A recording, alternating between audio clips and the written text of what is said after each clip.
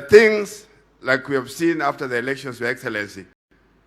Many things happen, and this one we saw it, and we've been seeing it over a period of time in this country, that after every election, there are issues. There are issues all over. What is it that we need to do so that after these coming elections and many more to come, we don't have issues? Can this be part of a very serious agenda?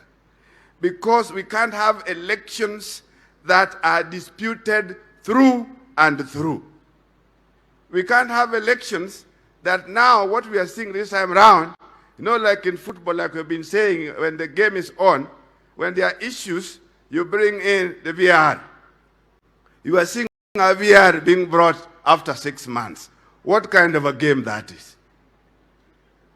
Nimi piro se rumo, bang dwe cha uchiel, eka koro ukenu wangoa, VR. The money was now the result after 6 months.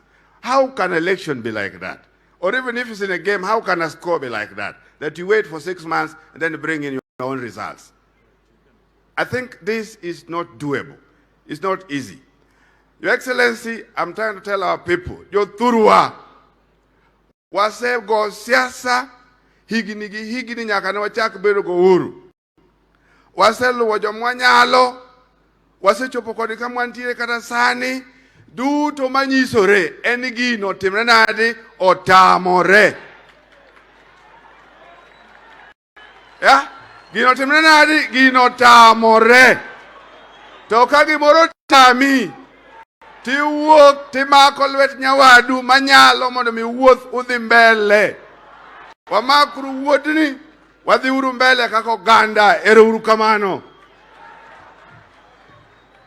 Thank you very much, Mheshimiwa Gideon, Dr. Gideon Ochanda.